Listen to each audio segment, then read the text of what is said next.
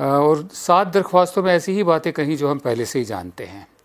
पहली बात उन्होंने कही कि जो सीनियर सिटीजन्स हैं, जो हमारे वृद्ध हैं, जो हमारे वरिष्ठ नागरिक हैं, घरों में उनका ख़ास ख्याल रखा जाए।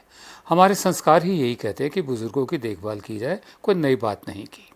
दूसरी बात उन्होंने की कि full adherence to lockdown and use mask, कि लॉकडाउन का पूरी तरह से पालन करें और मास्क पहने, खासकर घर के बने हुए मास्क पहने।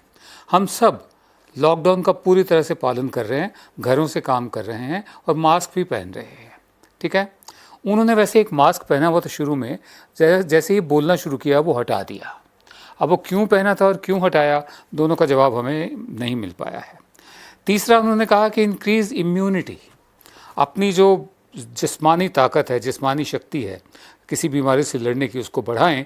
उसके लिए उन्होंने कहा कि काढ़ा पीजिए, गर्म पानी पीजिए। हम काढ़ा वैसे भी पीते हैं, मैं ये इसमें काढ़ा ही है जो मैं पी रहा हूँ, और गर्म पानी भी पीते हैं।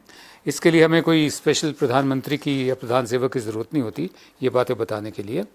उसके बाद उन्होंने कहा कि आरोग्य सेतु नाम का ऐप डाउनलोड कीजिए।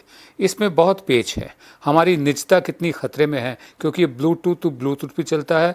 हो सकता है, मेरे तो कोई पड़ोसी नहीं है ऊपर नीचे, लेकिन जो लोग फ्लैट्स में रहते हैं, ऊपर वाले फ्लैट में उसका ब्लूटूथ भी ऑन हो, मेरा भी ऑन हो, हम मिले नहीं हैं, लेकिन सरकार के सर्वर में ये बात जाएगी कि हम एक दूसरे के नज़दीक थे, ठीक है। साथ में और भी बहुत कुछ इश्यूज़ हैं आरोग्य सेतु के। फिर उन्होंने कहा कि सपोर्ट पुअर फैमिलीज़, गरीब परिवारों की मदद कीजिए। जी, गरीब परिवारों की मदद लोग ही कर रहे हैं, NGOs ही कर रही हैं, दूसरी संस्थाएं भी कर रही हैं।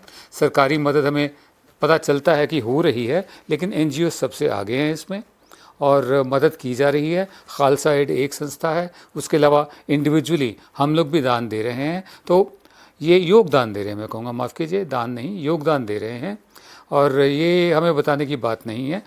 और उसके अलावा उन्होंने कहा है कि don't lay off people, B emphatic, मतलब जो नौकरियां जा रही हैं, जो लोगों को नौकरियों से मत निकालें, उनकी तनख्वाह मत बंद करें, ये उन्होंने कहा है। अब शायद उन्हें मालूम नहीं कि उनके चहेते मीडिया में ही क्या क्या हो रहा है। फिर उन्होंने कहा कि रिस्पेक्ट कोरोना वॉरियर्स, कि जो कोरोना के सेनानी हैं, कोरोना वीर हैं, उनका सम्मान कीजिए। इसमें डॉक्टर्स भी हैं, नर्सेज भी हैं, प्रशासन भी है, पुलिस वाले भी हैं।